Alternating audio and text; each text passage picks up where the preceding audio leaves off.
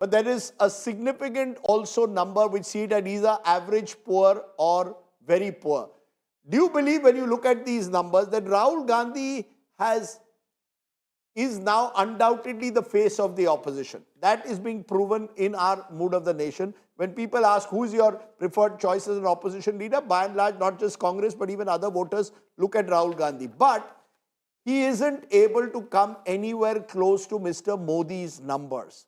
How do you see that? That just as elections are becoming in some parts bipolar, when it's a personality contest, Mr. Modi still stands well above Rahul Gandhi. Well, or is that an unfair question to Rahul Gandhi himself? I know Rahul Gandhi is a favorite punching bag for a lot of politicians and journalists. But let's give credit where it's due. He certainly, though there has been a dip in, in terms of his performance, overall he has emerged as the prime challenger to Prime Minister Modi, as well as, if you look at it, he is seen as the leader of the India alliance, quite overwhelmingly over the others.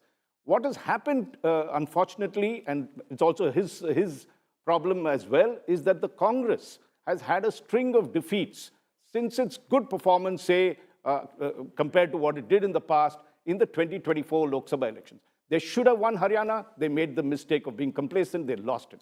They should have bandied the India alliance together, although they were a junior partner in Maharashtra. They should have brought them together and strategized far, far better than what they had done.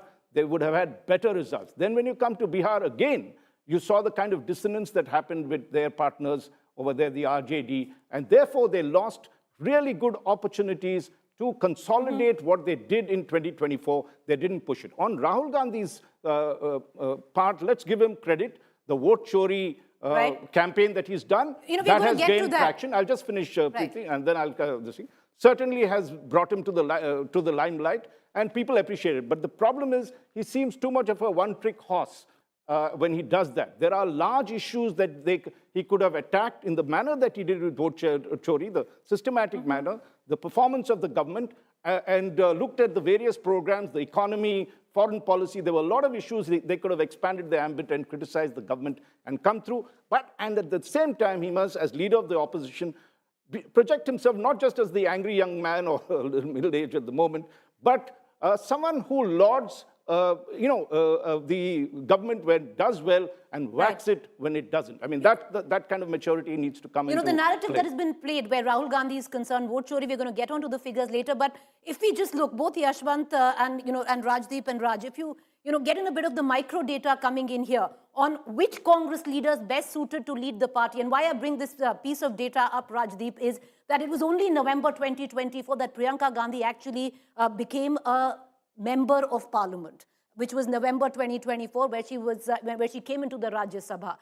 More vocal, vociferous, putting her voice forward. So interesting there, because our last Mood of the Nation was conducted right before that in August. So Yashwant, even then, with the advent of Priyanka Gandhi in parliament making those speeches, which have gone down really well with at least, those who view the opposition very closely, even then, the demarcation is very clear where, our respondents are concerned. They're clearly picking Rahul Gandhi, by a huge margin to lead the opposition than even Priyanka Gandhi.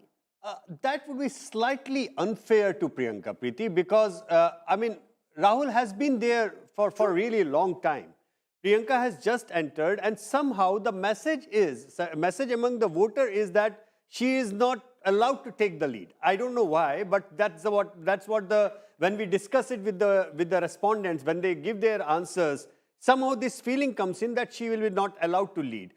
If you ask a direct question, which, by the way, in one of the MOTNs we did earlier, about asking a direct question, Priyanka Gandhi actually came up with almost like 36 or 37% of people saying that, okay, she is probably a better bet for the Congress to lead in.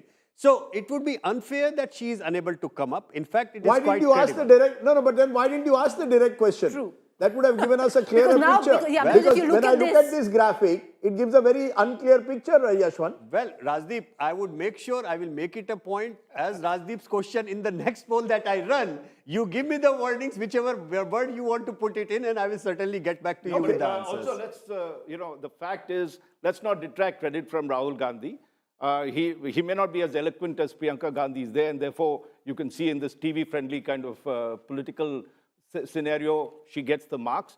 Where I think he really lacks is providing an alternative to Prime Minister Modi and the vision that he has. He did have a little vision that was there in 2024 when he talked of social justice. He hasn't broad-based that. He hasn't really worked on that aspect and provided an economic vision that will challenge the NDA and Prime Minister Modi. That's a good point, because let's look at the weaknesses in a moment of the Modi government, where they are seen as strong and where they are seen as weak.